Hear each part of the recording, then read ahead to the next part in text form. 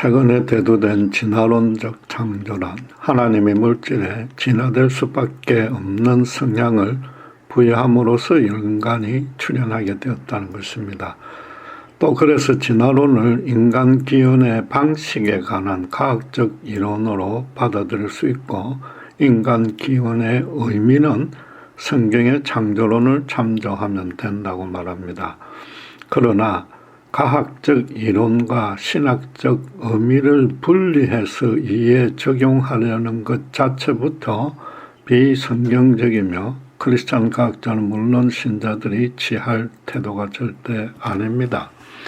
과학은 하나님이 이미 창조해 놓으신 모든 결과를 사후에 추적해서 그분이 피조세계 안에 부여해 놓은 운영 법칙을 찾아내어 인간 삶에 활용하는 학문입니다.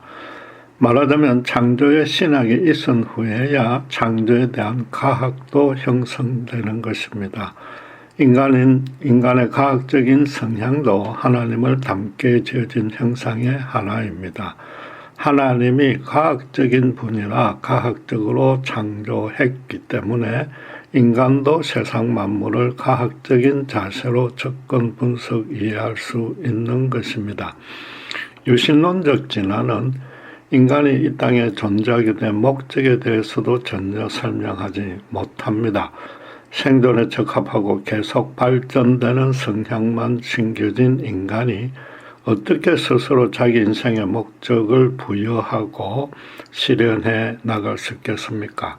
자신이 이 땅에서 진화되어져야만 한다는 당위성, 즉 자기 실존이 따라가는 근본 방향성부터 인식할 수 없습니다. 인간이 물질에서 우연히 진화된 상태라면 아무리 진보되었어도 물질계에 속해 그 틀 안에서 제한받아야 하므로 스스로 자신에 대해 추적, 분석, 판단할 수도 없습니다. 인간만이 갖고 있는 우정이나 의리나 사랑 등의 성품도 우연히 생긴 것이라 아무 의미가 없습니다. 그래서 인간 존재의 궁극적인 본질은 생물학적으로 진보된다는 성향 하나뿐입니다. 말하자면 모든 세대, 모든 인간이 갖게 된 도덕적, 종교적 성향에 대한 합리적인 설명도 불가능하다는 것입니다. 물론 그마저도 하나님이 인간 안에 심겨준 진보 성향의 결과라고 둘러댈 것입니다. 그런데 문제는 인간 사회들이 가진 도덕과 종교는 동일하게 진화된 모습이 아니라 시대와 장소에 따라서 너무나 다양하다는 것입니다. 이런 현상을 유신론적 진화로 설명하려면 두 가지 방식뿐입니다. 첫째는 하나님이 심어준 생물학적 유전자가 돌연변이로 온갖 다양한 도덕과 종교로 발전되었다는 것과, 둘째는 하나님이 도덕과 종교적 유전자도 심어주었는데 마찬가지로 돌연변이로 다양하게 발전되었다는 겁니다.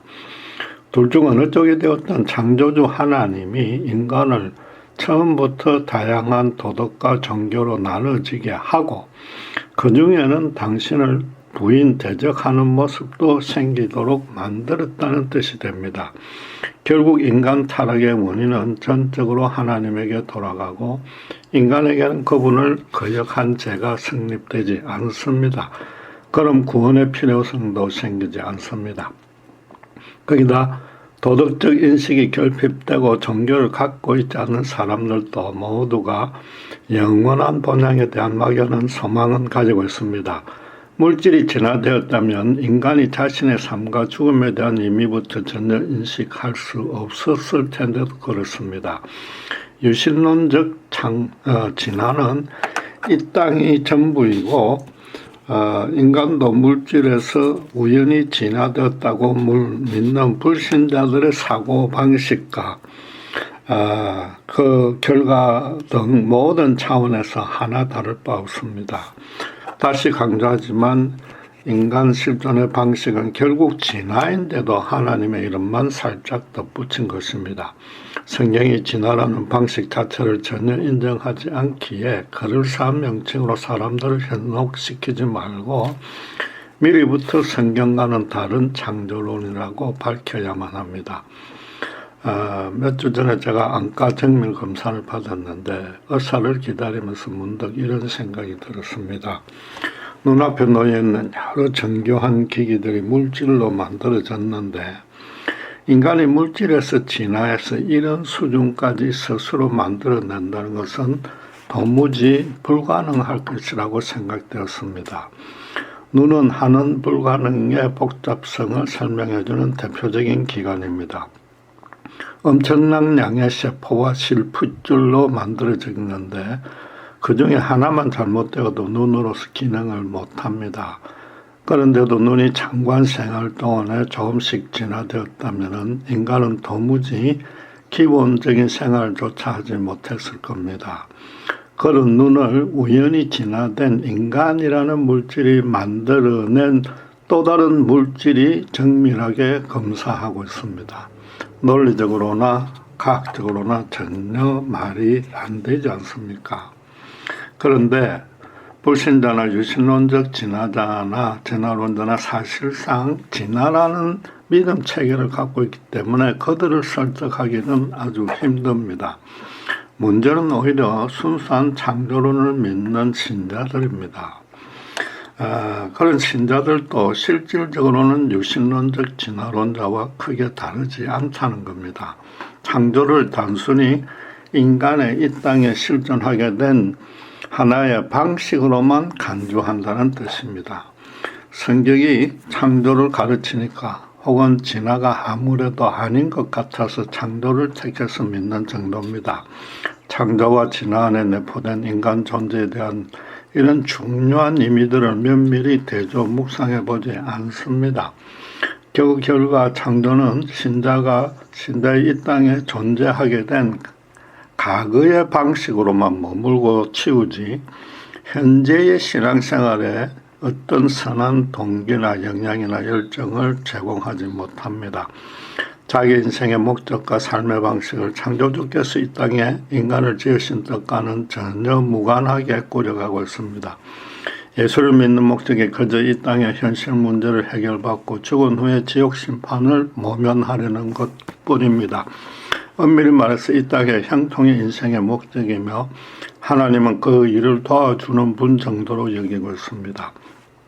믿음이란 하나님이 바로 내 곁에서 나를 항상 바라보고 있다면 어떻게 살아야 할지 진지하고 심각하게 고민한 후에 그렇게 살아가고 있느냐의 문제입니다. 내 삶과 인생을 내 뜻대로 내가 꾸려나가고 싶은데 가끔 힘들 때만 멀리 계신 하나님들을 잠시 와서 도와달라는 것은 기독교 신앙이 전혀 아닙니다. 손쉽고 빠르고 대박 같은 해결책을 구하려는 망상적인 시도일 뿐입니다.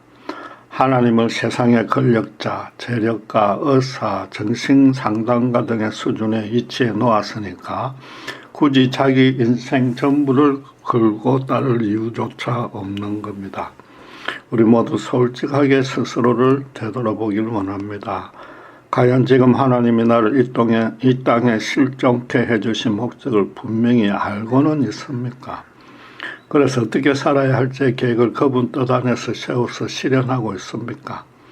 인생의 방향이 분명히 그분을 향하도록 맞춰져 있습니까? 나중에 천국에서 주님을 맞대면 할 때에 이 땅에서의 삶에 대해서 자랑은 못해도 최소한 부끄럽지 않게 살아가고 있습니까? 지금처럼 교회 생활을 열심히 한 대가로 삶이 형통하게 해달라고 최소한 고난이라도 없애달라고 평생 때를 쓰다가 신앙생활을 마감하게 되지는 않을까요? 창조의 의미를 진화에 비춰서 무엇이 다른지 성경의 근거에 정확히 구분하여서 자신의 삶에 적용하지 않는 한에는 믿음은 출발조차 하지 않은 것입니다.